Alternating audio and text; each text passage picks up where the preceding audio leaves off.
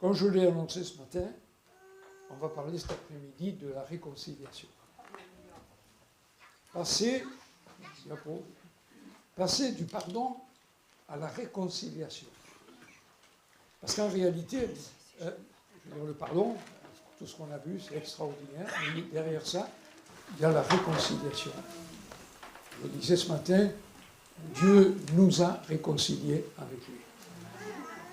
Lui n'a pas eu besoin de se réconcilier avec nous, parce que, j'allais dire, c'est pas de son côté que venaient les révoltes. C'est pas de son côté que venait l'animosité, c'est de notre côté. Et il nous a réconciliés avec tout ce qu'on a vu ensemble. Donc, on va passer la diapo. On va parler donc de la réconciliation. On va commencer par des lectures. Éphésiens 2,14.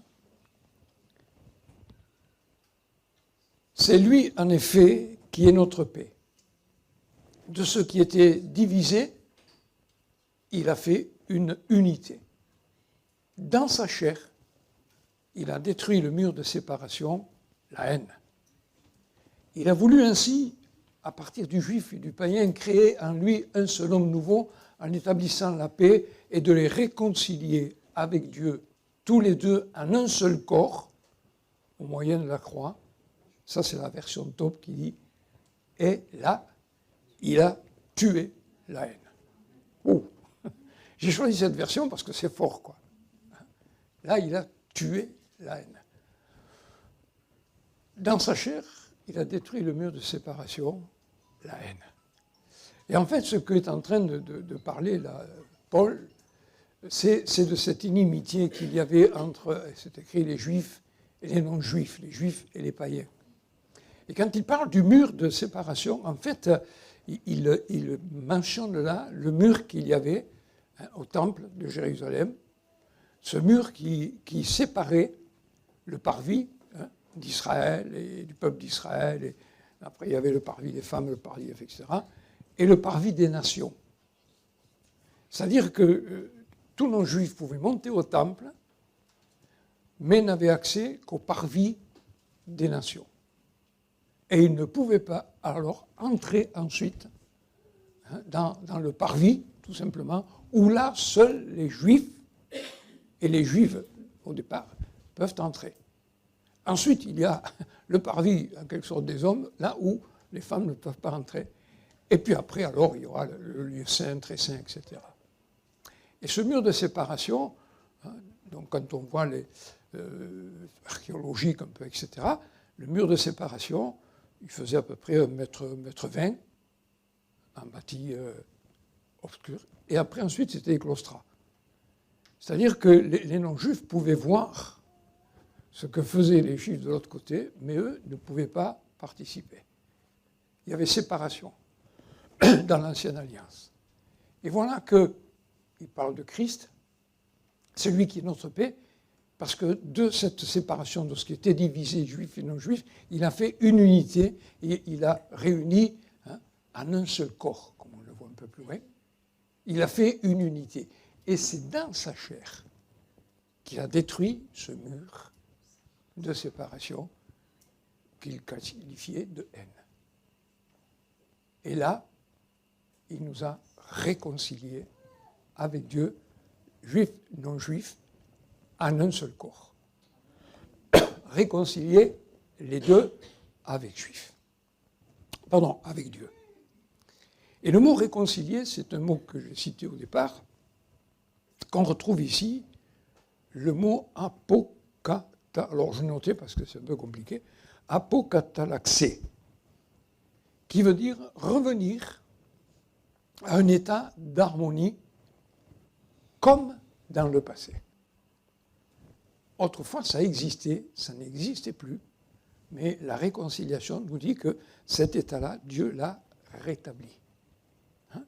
Et nous revenons à l'état d'harmonie avec Dieu, comme si de rien n'avait été, parce que Christ a été sacrifié. Et il nous a dit, j'y reviendrai dessus tout à l'heure, dans sa chair. Et vous verrez que ça a son importance. On va passer, si vous voulez bien, à la diapo suivante. et on va parler de la définition, si vous voulez, de ce que la Bible appelle la réconciliation. Alors évidemment, on prend le dictionnaire, on a aussi la même définition, mais changement d'un état de conflit à celui de paix. On est en paix avec Dieu. On est en paix avec Dieu. Et avant, consciemment ou inconsciemment, on était en conflit contre Dieu. On était ennemis de Dieu, dit la Bible. Mais là, parce que Dieu nous a réconciliés avec lui, eh bien, c'est un changement d'état. Changer une relation à la demande de quelqu'un. Et au départ, qui c'est qui a voulu ce changement de relation? C'est Dieu. C'est Dieu, parce que l'humanité, en quelque sorte, n'était même pas consciente de son état. Et c'est Dieu qui a voulu ce changement de relation. Parce que, je l'ai déjà dit, Dieu aime l'humain, les humains. Dieu aime le monde. Alors le monde, ce n'est pas que la planète Terre, ce n'est pas le globe. Le monde, c'est tout ce qui l'habite. Dieu aime le monde au point qu'il a donné son Fils unique, vous connaissez ce verset, afin que quiconque croit à lui ne périsse pas, mais qu'il ait la vie éternelle. Et c'est lui qui a envoyé Jésus, son Fils. Et quand on lit les épîtres aux Hébreux, etc., eh bien on apprend que Jésus, lui aussi, en quelque sorte, à un moment donné, il est dit, j'ai dit, voici, ô Dieu, je viens pour faire ta volonté. Vous voyez ? Et c'est lui qui a en quelque sorte construit ce changement. Un changement total de relation à la demande de Dieu. Et maintenant, c'est à notre demande. Quand on est convaincu de péché, quand on est convaincu de justice et de jugement, eh bien là, alors, et ça c'est le don de Dieu, le cadeau de la repentance et de la foi, là c'est nous qui allons demander à Dieu de nous pardonner, de demander à Dieu de nous purifier, de nous laver de nos péchés, pour qu'il y ait un changement de relation, afin qu'en fait on puisse être dans cette relation de paix et d'amour avec Dieu. Et la réconciliation remet les choses en ordre. Elle est axée sur la restauration des relations brisées. Et faisant suite à ce qu'on a dit ce matin, eh bien, c'est ce que nous allons voir ensemble, nous concernant. On va passer à la diapo suivante. Celui qui a pris l'initiative de la réconciliation, c'est Christ. Enfin, c'est lui, c'est Dieu. Et c'est Christ qui l'a accompli. Il a voulu réconcilier tout avec lui-même. Je viens de le dire. Et ce qui nous amène à ce que j'ai déjà dit, c'est qu'il ne faut pas diviser la personne de Dieu, Père, Fils, Saint-Esprit, le caractère de Dieu, il ne faut pas les diviser en deux. Parce que certaines doctrines amènent à penser qu'il y avait comme un conflit, peut-être le mot est fort, entre Dieu qui, lui, le Dieu saint, le Dieu très haut, le Dieu parfait, etc., lui, il était en colère. Parce qu'il y a un verset qui dit « La colère de Dieu se manifeste ». Et alors certains disent « Il est en colère avec les humains, il est en colère avec Dieu, etc. » Et finalement, en gros, je schématise, je n'ai pas le temps de développer, mais en gros, Christ, lui, était plein de compassion. C'est comme s'il a dit à Dieu, non, faut pas. Moi, je vais aller, vous voyez. Ça, c'est une erreur. Il y avait, si je peux dire ainsi, autant d'amour dans le Père que dans le Fils. Et dans le Saint-Esprit. Et c'est, n'est-ce pas, comme dans une fusion. Vous voyez. Ils ont chacun fait sa part, mais en plein accord. Et il est faux de vouloir opposer Dieu le Père à Jésus-Christ. Il y a eu une entente, il y a eu une collaboration, si je puis m'exprimer ainsi. Et c'est ce qui permet, si vous voulez, d'avoir le même niveau d'estime, d'amour, de reconnaissance envers le Père qu'envers le Fils ou même envers le Saint-Esprit. On va passer à la diapo suivante. Celui qui a été justifié a été réconcilié. Parce qu'on n'est plus les ennemis de Dieu. Et parce qu'on n'est plus les ennemis de Dieu, on devient les bénéficiaires de ses bontés. Vous voyez ? Ne nous donnera-t-il pas toutes choses avec lui, avons-nous lu ce matin ? Cette paix hein, intérieure et mutuelle, comme on l'a vu, elle n'est pas possible sans qu'on ait la connaissance, sans que l'on connaisse la paix avec Dieu. Si on n'est pas en paix avec Dieu, on ne peut pas être en paix avec soi-même, mais on ne peut pas non plus être en paix les uns avec les autres, parce que on est habité de cette animosité. Et comme je l'ai dit à plusieurs reprises, accepter son pardon et puis reprendre sa route, c'est pas envisageable avec Dieu, c'est pas possible. Hein. Alors, diapo suivante,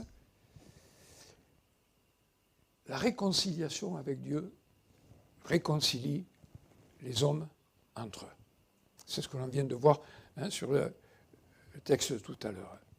Être réconcilié avec Dieu met fin aux hostilités qui dressent des obstacles entre nous.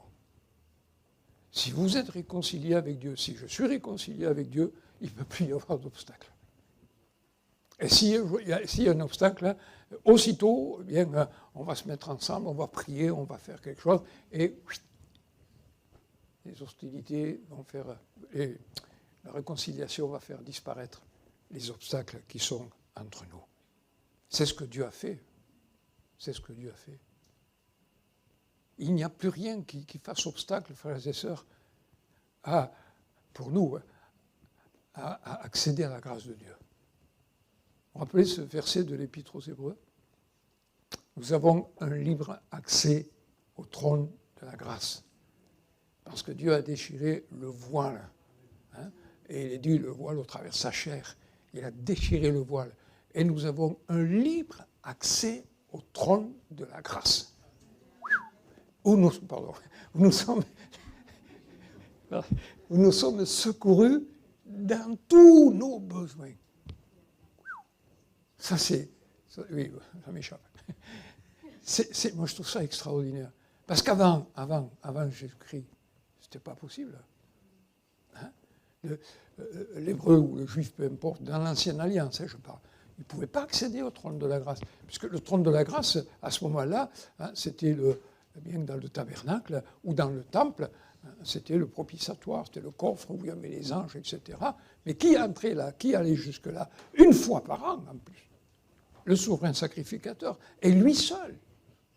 Personne d'autre ne pouvait entrer hein, et accéder au trône de la grâce. Nous maintenant, frères et sœurs, c'est la Bible qui le dit, nous maintenant, nous avons un libre accès au trône de la grâce. Ça veut dire, on n'a pas besoin de prendre rendez-vous, on n'a pas besoin de remplir un formulaire, on n'a pas besoin de je ne sais quoi.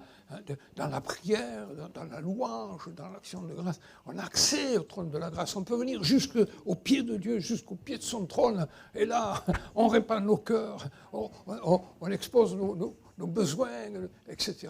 Et nous sommes secourus dans tous nos besoins. Tous nos besoins, quels qu'ils soient. Et ça, c'est formidable. Gloire au Seigneur. Gloire au Seigneur. On continue, diapo suivante. Il y a aussi ce texte de 2 Corinthiens 5,19. Dieu était en Christ, réconciliant le monde avec lui-même, en n'imputant point aux hommes leurs offenses, et il a mis en nous la parole de la réconciliation. Ce matin, ce texte nous a été lu pour la Sainte-Seine. Vous vous rappelez? Il a mis en nous la parole de la réconciliation, frères et sœurs. La parole que Dieu a mis en nous, c'est celle de la réconciliation. Alors, bon, bien sûr, il peut arriver que de temps en temps, il y ait un accrochage entre nous, quelque chose, mais la parole que Dieu a mis en nous, et un peu plus loin, Paul dira le ministère, mais la parole qu'il a mis en nous, c'est celle de la réconciliation. Ce n'est pas de venir encore mettre de l'huile sur le feu, dire tu te rends compte ce que tu as fait, tu vois, machin, truc. Bon, peut-être qu'on peut faire remarquer à quelqu'un que bon, ce qu'il a dit, ce n'était pas normal, mais c'est dans le but de la réconciliation. C'est important qu'on réalise ça. Parce que la preuve d'un pardon authentique, c'est la liberté que nous avons de ne pas réagir de manière vindicative ou vengeresse. Si nous sommes en Christ remplis de l'Esprit de Dieu, bien entendu, hein, eh bien, on ne doit pas avoir ce sentiment n'est-ce pas, de se venger, d'être vindicatif, etc. Est-ce que Jésus avait ça? Qu'est-ce qu'on va répondre? Il y a eu un ou deux non. Non. Il disait les choses, on est d'accord. Et quand il était en face des pharisiens, etc., bon, il disait les choses. Et des fois, les mots étaient que ça. Mais est-ce que c'était à cause d'une vengeance, un esprit vengeur, etc.? Non point. Non point. Des fois, il faut dire les choses pour que les gens réagissent, mais dans le but de la réconciliation. Vous voyez? Et je répète, la preuve d'un pardon authentique, que nous avons été pardonnés, que nous vivons dans le pardon, eh bien, c'est cette liberté que nous avons de ne plus réagir de cette manière vindicative ou vengeresse. Jacques 3,11. La source fait-elle jaillir par la même ouverture l'eau douce et l'eau amère? Vous pourrez répondre non, hein. D'accord. Le figuier, mes frères, peut-il produire des olives? Alors ça encore moins. Ou une vigne des figues? Moi, j'ai jamais vu ça, je ne sais pas vous. Hein. C'est vrai qu'aujourd'hui, des fois, on voit des choses bizarres, mais moi, j'ai jamais vu ça. De l'eau salée ne peut pas non plus produire de l'eau douce. Si nous sommes une nouvelle créature, dites-moi, si nous sommes une nouvelle création, une nouvelle nature, quelle est notre nature? Ah, la nature de Dieu. On a la nature de Dieu. Alors, attention, quand je dis la nature de Dieu, je ne dis pas on est des dieux, parce que des fois on entend ça aussi. Nous sommes des dieux. Alors oui, dans un psaume, il est dit quelque part, nous sommes des dieux. Mais enfin, ça ne veut pas dire que maintenant, ça y est, on est des dieux. Enfin, je ne sais pas vous, moi, j'en suis pas. Hein. Bon, demandez à ma femme, elle vous le dira. Mais, vous voyez, on n'est pas des dieux, on est d'accord. Mais on a la nature de Dieu. Les sentiments qui étaient en Jésus-Christ, etc., etc. Et si on a ces sentiments-là, mes amis, comme dit ce texte, hein, par la même source, eh bien, il ne peut pas y avoir de l'eau salée. De l'eau douce, c'est ou l'un ou l'autre. Et si nous avons la nature divine, nous, hein, la nature de Dieu, les sentiments qui étaient en Jésus-Christ, ayez en vous, dira Paul, les sentiments qui étaient en Jésus-Christ.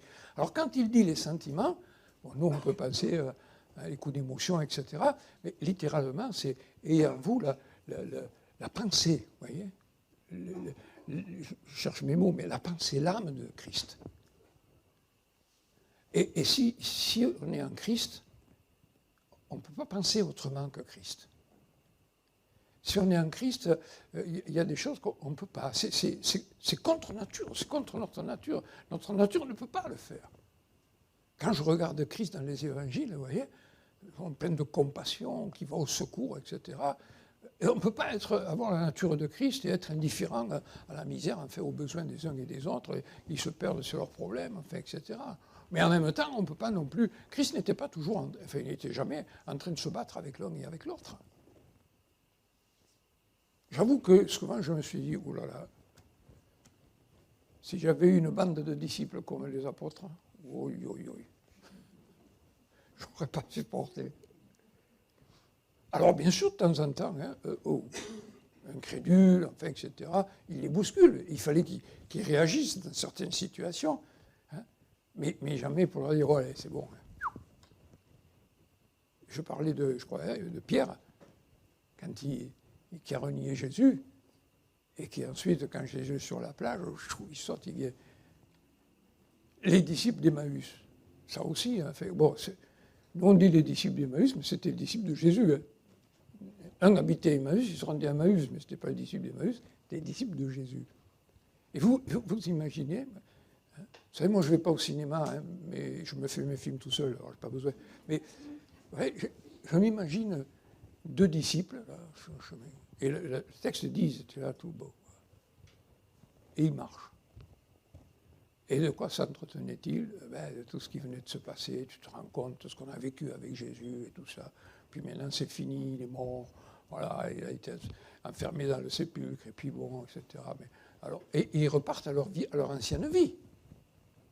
Jésus marche à leur côté. Jésus le connaissent depuis quelque temps, je ne sais pas combien de temps, mais depuis quelque temps, pour être disciple de Jésus, ils le connaissent. Ils viennent, ils marchent avec eux. Et de quoi vous entretenez pour être tout triste? Oh, Le prophète qui était puissant en parole et en œuvre, etc. Et, tout. Et à un moment donné, il m'a fait tuer le seul qui ne sache pas ce qui s'est passé à Jérusalem, etc. Et il nous a dit qu'il commence par les Écritures, hein, leur annoncer depuis Moïse, etc. Et là, en fait, littéralement, le texte dit il a fait l'exégèse. Et là, tout à coup, il y a quelque chose qui se passe, mais ils ne disent pas tout de suite. Quelque chose se passe. Et puis ils arrivent donc chez Cléopas. Et lui, il veut continuer, il fait. Oh, on l'arrête, hein. Vous connaissez, hein, tant pis, je le mime. Mais, il l'arrête. Non, non, reste avec nous, etc. Bon.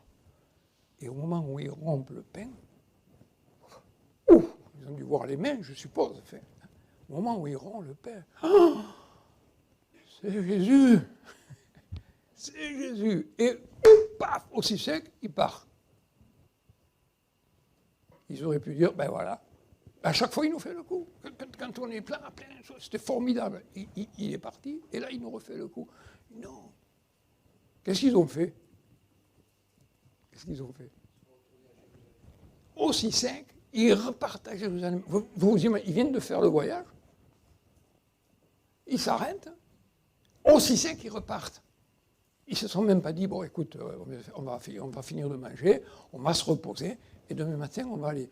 Mais ils vont à Jérusalem, pourquoi faire? Pour aller dire aux disciples, pour aller dire aux autres, le Seigneur est ressuscité et il nous est apparu. Vous voyez? C'est ça. C'est ça le sentiment qui était en Jésus-Christ. Il est là. Ils ne peuvent pas garder cette bonne nouvelle pour eux tout seuls. Ils ne savaient pas que les autres le savaient déjà, puisqu'il leur était apparu. Mais ils ne pouvaient pas le garder. Ils ne pouvaient pas dire maintenant qu'on sait ça, on ne peut pas s'empêcher, il faut aller le dire aux autres, il faut aller encourager les autres, il faut aller fortifier les autres. Les voilà les sentiments qui étaient en Jésus-Christ, frères et sœurs. Et ça, c'est notre nature de maintenant. Nous qui sommes en Jésus-Christ, c'est ça les sentiments. C'est ça que doit être notre nature. Et ce qui se disait, alors, c'est ça qui est le pire encore, quand notre cœur ne brûlait-il pas pendant qu'il nous parlait au-dedans de nous? Le Seigneur leur parlait, le cœur brûlait, et les yeux étaient empêchés de le reconnaître. Ça, c'est la nature humaine, vous voyez. Et maintenant, frères et sœurs, nous avons les sentiments qui étaient en Jésus-Christ. Alléluia. Diapo suivante. Alors, on va voir comment s'est opérée la réconciliation. Alors, on va revoir des choses qu'on a déjà dites, hein, notamment, donc Dieu n'a pas attendu que nous fassions le premier pas. Romains 5,10, car si lorsque nous étions ennemis, nous avons été réconciliés avec Dieu par la mort de son Fils, à plus forte raison, étant réconciliés, serons-nous sauvés par sa vie. Lorsque nous étions ennemis, nous avons été réconciliés avec Dieu. Dieu n'a pas attendu que nous fassions le premier pas. Il n'est pas dit quand on s'est converti ou quand on a voulu faire quelque chose. Non, il n'a pas attendu. Deuxième chose qu'on a vu aussi, il ne met plus nos fautes sur notre compte. Ouais. La liste, elle est vide. Elle a été détruite, c'est fini, il n'y a plus rien dessus. Et tout cela, 2 Corinthiens 5,18, tout cela vient de Dieu qui nous a réconciliés avec lui par Christ, qui nous a donné le ministère de la réconciliation, car Dieu était en Christ, réconciliant le monde avec lui-même, en n'imputant point aux hommes leurs offenses, et il a mis en nous la parole de la réconciliation. On a encore un troisième... Non, on revient en arrière. Il a détruit l'objet du conflit.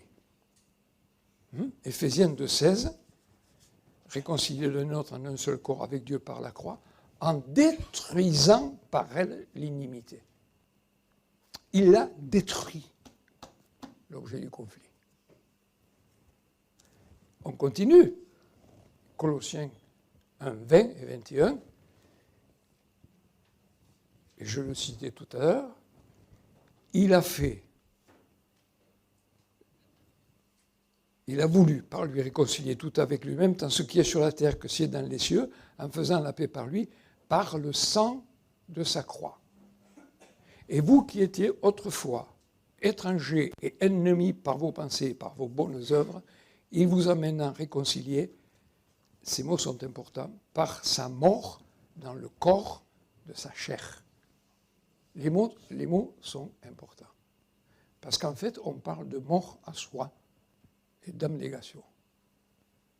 Vous savez, quand on parle de la croix de Christ dans le Nouveau Testament, la croix, ce n'est pas que Golgotha. La croix, ce n'est pas simplement le bois qui a été là, planté à Golgotha, sur lequel Christ a été crucifié, mais la croix, elle était déjà dans l'éternité. La croix, c'est mourir à soi. Quand Jésus dit que chacun prenne sa croix et me suive s'il veut être mon disciple, ça ne veut pas dire on va tous se crucifier ou se faire crucifier. Ça veut dire on meurt.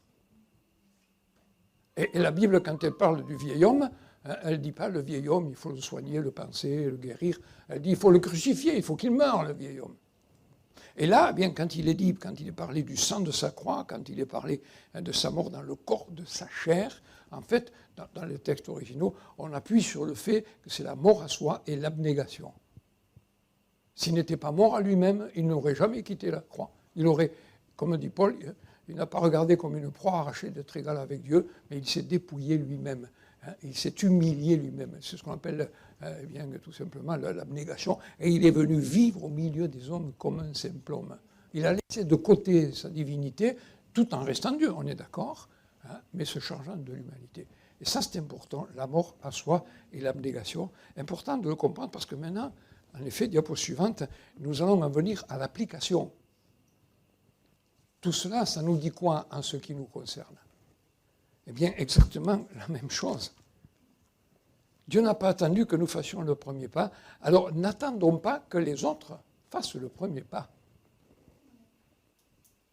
Parce qu'on pourrait attendre longtemps pour certains. Il n'a pas attendu qu'on fasse le premier pas. Eh bien, si nous avons en nous les sentiments qui étaient en Jésus-Christ, si nous avons la nature de Dieu, n'attendons pas que les autres fassent le premier pas. Faisons-le si personne ne le fait. Faisons-le. Dieu ne met plus leurs fautes au compte des hommes, vous nous dites. Eh bien, ne mettons plus leurs fautes au compte des autres. Oui, mais c'est sa faute, etc. C'est possible sur sa faute. Mais ne tiens pas l'ardoise. Ne tiens pas une liste. Ne mets plus sur le compte des autres. Pardonne, comme on l'a vu. Il y a aussi, Dieu a détruit l'objet du conflit. Alors faisons la paix en allant ensemble à la croix. Dieu a fait la paix par Christ, par le sang de sa croix. Et frères et sœurs, il y a des fois où il faut qu'ensemble, eh bien, on aille se mettre à genoux devant le Seigneur, au pied de sa croix, bon, vous avez compris, spirituellement, je parle. Et là, dire au Seigneur, eh bien, écoute, secours-nous. Voilà.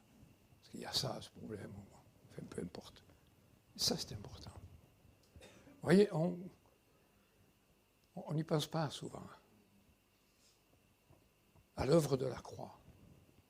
On pense toujours à la croix de Christ, on pense toujours, comme je viens de le dire, Golgotha, etc. Mais quand on regarde dans la parole de Dieu, l'œuvre de la croix, comme le pardon, c'est quelque chose qui est immense. Immense. Je parlais de cette croix dont Christ dit que nous devons nous charger. Si nous voulons être les disciples, qu'est-ce que ça veut dire? Ça ne veut pas dire que Dieu ne nous veut pas. Au contraire, ce qu'il veut, c'est ça. Mais il dit, mais si vous n'êtes pas mort à vous-même, vous ne pouvez pas me suivre. Parce que le monde dans lequel on est, mes amis, c'est terrible. Jésus a dit, vous aurez des tribulations dans le monde. Donc forcément, on doit s'y attendre. Mais j'ai vaincu le monde. Vous voyez? Et si on n'est pas mort à soi-même, on ne tiendra pas. On ne tiendra pas. Faisons mourir le péché dans la chair, comme on l'a vu. Cette part de nous-mêmes, vous voyez, qui se révolte contre toute injustice à notre égard. Oui, mais Seigneur, c'est pas juste, etc. Il pourrait nous dire, c'était juste que moi je meurs sur la croix. Et pourtant, je l'ai fait pour toi. Vous voyez? Et il y a des fois, mais je vous dis ça, je ne fais pas des leçons de morale, je ne vous donne pas des leçons parce que j'ai besoin de les apprendre. Mais vous voyez, nous, il m'a fait ça, il m'a dit ça.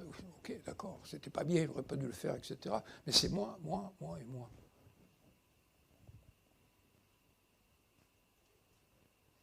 Mais Jésus, on ne le voit pas dire « et moi, et moi, et moi, et moi ». Il est le Fils de Dieu. Il est Dieu le Fils. Et il va au secours. Et on dit de lui toutes sortes de choses. C'est un mangeur, un buveur. Il va avec les prostituées, etc. C'est pour ça que je vous dis, vous savez, moi je ne suis pas le Seigneur. Mais je veux dire, si c'était moi, je veux dire longtemps que je leur dis, allez vous promener. Hein. Et je viens pour vous faire du bien, vous n'en voulez pas. Et sur la croix, cette parole, les frères nous rappelaient, cette parole, Père, pardonne-leur, car ils ne savent ce qu'il faut. Mais comment arriver à dire ça? Pardonne-leur, ils ne savent ce qu'il faut. Mais il est cloué, là, il est en train de souffrir. Et on retrouve cette parole, vous savez, dans la bouche de qui? Ouais, dans la bouche d'Étienne, quand il est lapidé. Il dit la même chose. Ce n'est pas quelque chose qu'il a appris en disant, quand tu as un problème, le pasteur lui a dit, quand tu as un problème, il faut que tu dises ce que Jésus a dit, pardonne-leur. Que nenni. Il a l'esprit de Christ. Il a les sentiments qui étaient en Jésus-Christ. Ils sont en train de le lapider. Moi, il me lapide, il dit, Seigneur, que le feu tombe du ciel. Bon. Pierre et Jean l'ont fait. Vous ne savez de quel esprit vous êtes animés. Et tout ça parce qu'ils aimaient Jésus. Ils ne voulaient pas le recevoir. Il faut que tu vois. Non. C'est l'esprit de Christ et tout autre. Et voyez, moi j'ai aussi besoin de grandir dans ce domaine. J'ai besoin d'apprendre, d'aller de l'avant. Mais c'est une réalité. S'il n'y a pas cela, il n'y a pas de réconciliation. Et s'il n'y a pas de réconciliation, c'est terrible. On passe à la diapo suivante. 1 Jean 4,10, et cet amour consiste, non point en ce que nous avons aimé Dieu, mais en ce qu'il nous a aimés et a envoyé son Fils comme victime expiatoire pour nos péchés. Nous, on ne l'aimait pas. On disait, si, mais moi j'aimais Dieu, moi je faisais... Oui, à notre manière, à notre façon, et on disait ça, aimer Dieu. Mais le texte dit, nous n'avons pas aimé Dieu. Non pas en ce que nous avons aimé Dieu, nous ne l'avons pas aimé, mais en ce que lui nous a aimés et a envoyé son Fils comme victime expiatoire. Et le verset 11, bien aimé, si Dieu nous a ainsi aimés, nous devons aussi nous aimer les uns les autres. Amen. Voilà, frères et sœurs. Je suis arrivé là au terme de mon message. Et c'est quelque chose qu'il faut que nous arrivions à vivre. Si nous voulons être les disciples de Christ, si nous voulons être le corps de Christ, il nous faut être comme Christ. Nous, on ne nous demande pas, je répète, d'aller nous faire clouer sur une croix, mais de mourir à nous-mêmes. De mourir à nous-mêmes. Ce n'est pas simple, on est d'accord, mais de mourir à nous-mêmes.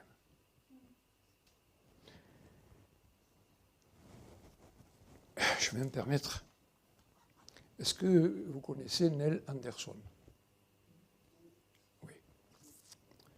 Alors, Neil Anderson, bon, il y a une bibliographie assez importante. Il a écrit beaucoup de choses, Le Libérateur, etc. Et en fait, de lui, en quelque sorte, vient ce qu'on appelle guérison intérieure, etc. Et puis, il y a des stages, il y a des séminaires, il y a tout ce qu'on veut pour la guérison intérieure. Et il y a déjà quelques années, Neil Anderson a fait une mise au point en disant qu'en fait, son enseignement originel avait été détourné. Et lui disait, on ne peut pas guérir le vieil homme. Parce que c'était, en gros, c'était ça, une guérison intérieure, mais en fait, c'était guérir les sentiments, guérir, etc. Et et lui disait, je n'ai jamais enseigné que l'on puisse guérir le vieil homme. La parole de Dieu est claire, le vieil homme, il doit mourir. Il doit être crucifié. Et il a remis les choses en place. Et frères et sœurs, il faut que nous le réalisions cela. Le vieil homme, s'il ne meurt pas, on ne le fera pas taire. S'il ne meurt pas, c'est malheureux à dire, hein, il aura toujours le dessus. Mais s'il est crucifié et s'il est mort, nous aurons la victoire. Et comment faire mourir le vieil homme?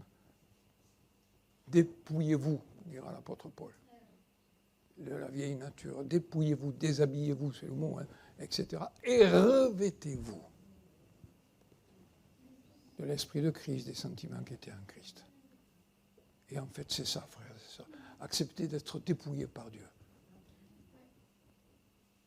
Ah, si le monde entend ça, oulala, la secte, fait tout ce que vous voulez. Mais c'est la vérité. Et tant que le vieil homme est bien, sera là pour nous dire ce qu'on doit faire, ce qu'on ne doit pas faire, etc.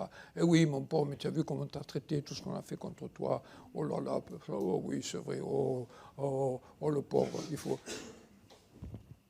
Désolé, mais à un moment donné, on ne va pas aller loin.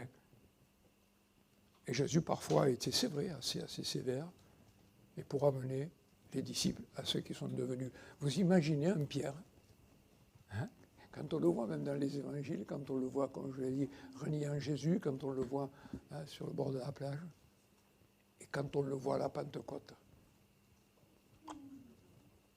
Qui c'est qui a le premier message évangélique, premier message d'évangélisation? Qui c'est qui l'a donné? Pierre. Dites donc. Et vous l'avez vu, vous l'avez lu ce message? Waouh! Ce Jésus que vous avez crucifié. Allez. Là, le vieux Pierre, il était liquidé. Là, il était mort. Et il n'a pas peur de dire les choses. Il se retrouve, hein, Pierre et Jean, tous les deux, parce qu'il y a eu la guérison du paralytique, du boiteux plutôt.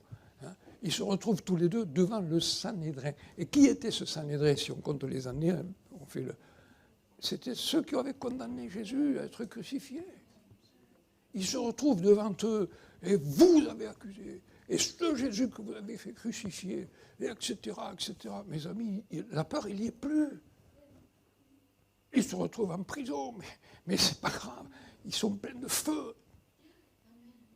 Et le gars qui a été délivré, et ça c'est formidable, lui aussi il était mort à lui-même. Je vais vous dire pourquoi. Il vient de naître tout nouveau-né. Il vient tout juste d'être béni. Alors tout de suite, lui, il rentre dans le temple. Hein. Toute sa vie, il n'a pas pu y rentrer. La première fois où il peut rentrer, il rentre dans le temple. Et alors, faites-le taire, tiens. Il nous a dit, sautant, louant Dieu, etc. Alors, c'est dans le temple. Et c'est la faute des autres. On les arrête, ils sont devant le tribunal, le Sanhédrin, etc. Qu'est-ce qu'on fait? Ouais, mais bon, c'est un fait notoire. Cet homme-là, il a été guéri. On ne peut pas aller contre ça. Si on s'en prend à eux, on se prend tout le peuple sur le dos. Qu'est-ce qu'on fait? Ben, on va leur tirer les oreilles. Alors, ils grondent, ils disent, on ne veut plus que vous prêchiez, on ne veut plus que vous en parliez, etc. Et que font, excusez-moi, je prends du temps, mais que font Pierre et Jean? Vous avez vu? Ils sont libérés, ils sont obligés. Pourquoi? Parce que celui qui avait été guéri était au milieu, il était avec eux. Mais moi, je vais vous dire quelque chose. Alors, ça, vous ne le répétez pas, mais je vais vous dire quelque chose. Moi, il m'arrive ça, mes amis, je vois les deux qui m'ont béni, quoi. Fait, se faire arrêter. Moi, je file, hein. J'ai pas envie d'aller avec eux en prison. Et il va avec eux. Lui, il n'a pas été arrêté, il est avec eux. Il est mort à lui-même. Il vient de naître de nouveau, il est déjà mort à lui-même. Et il est là. Et ils ne peuvent rien faire. Il dit, mais c'est notable, on a là la preuve. C'est le témoignage de ce qui s'est passé, de cette puissance qui a agi. Ils ne peuvent rien faire. Ils relâchent Pierre et Jean. La première chose qu'ils font, ils sont relâchés, tellement contents. Ils vont au bar du coin et fêter ça avec eux. Il nous est dit, ils allèrent vers les leurs. Il y avait une réunion de prière hein, chez Marc, enfin, sa mère. Ils vont là, à la réunion de prière, ils vont vers les leurs, ils racontent ce qui leur est arrivé, et qu'est-ce qui se passe? Ils prient.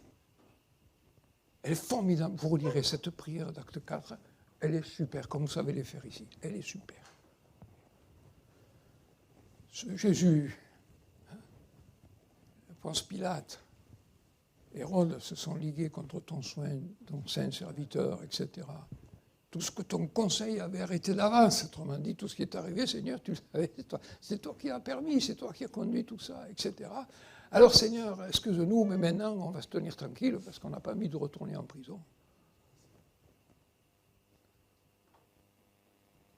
On n'a pas la même Bible, vous allez me dire, vous avez raison.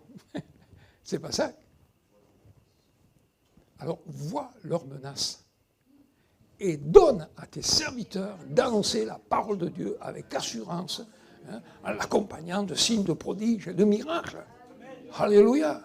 Voyez, ça c'est la nouvelle nature. Ça, c'est être disciple de Christ. Ça, c'est l'esprit de Christ. On ne se laisse pas intimider, bien sûr. C'est terrible, on va en prison, on va être torturé. Enfin, c'est ce qui pourrait arriver pour eux. Mais non, donne à tes serviteurs d'annoncer la parole de Dieu avec assurance, qu'ils se fassent des signes, des prodiges, des miracles, etc., etc. Et mes amis, qu'est-ce qui se passe? Les versets qui suivent, il dit, et ils annonçaient la parole de Dieu avec assurance. Avant ça, les murs se sont mis à trembler. Oula, vous imaginez les murs de l'église qui se mettent à trembler, tout ça. Aïe, aïe, aïe, Seigneur, tout va s'effondrer. Les murs se mettent à trembler, ils sont remplis du Saint-Esprit, mes amis. Il y a un feu, il y a une fougue, il y a une flamme extraordinaire. Ils annoncent la parole de Dieu avec assurance. Et le Seigneur ajoutait chaque jour à l'église ceux qui étaient sauvés. Wow! Le Seigneur ajoutait chaque jour à l'Église ceux qui étaient sauvés. Ça ne vaut pas la peine de vivre dans les sentiments de Jésus-Christ, ça ne vaut pas la peine de vivre dans cette nouvelle nature, ça ne vaut pas la peine de mourir à nous-mêmes, parce qu'eux, ils étaient morts à nous-mêmes. Tant pis Seigneur, arrivera ce qui arrivera, mais nous, on va annoncer la parole de Dieu. Ils étaient morts à eux-mêmes. Ils vivaient dans cette communion extraordinaire et formidable. Voyez, et c'est ça qui est sensationnel. Et puis alors, il y a un truc sensationnel, extraordinaire. Une prédication, 3000 âmes. Une prédication, 3000 conversions. Moi, 3000 prédications pour une conversion. Mais eux, et Pierre, une prédication, 3000 âmes, ils jurent le cœur, littéralement, ils jurent le cœur transpercé. On a besoin de ça, frères et sœurs. Dans le monde où on est aujourd'hui, le monde a besoin de voir ça. Ils racontent ce qu'ils veulent. Mais s'il y a les manifestations de Dieu, le réveil est venu de quoi? Des guérisons, des miracles, des transformations, etc. Moi, quand j'entends les papis, les mamies, enfin, moi j'en fais un peu partie maintenant, mais bon, les papis, les mamies qui racontent comment c'était au départ.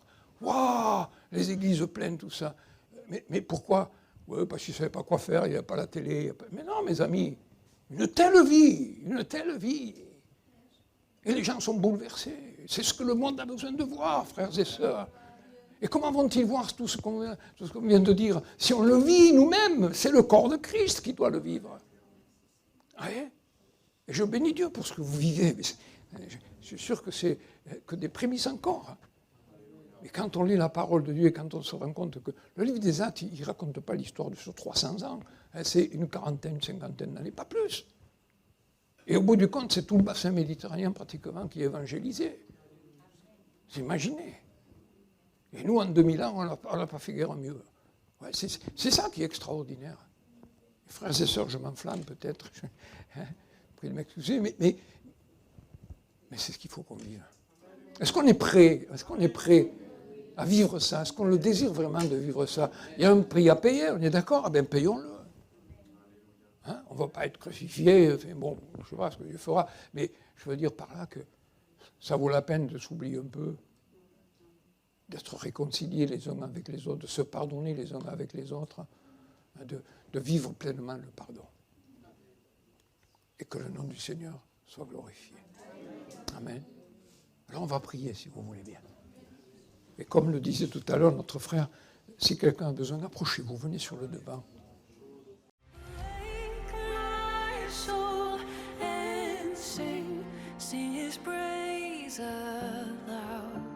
Sing his praise aloud. Oh, awake my soul and sing his praise aloud.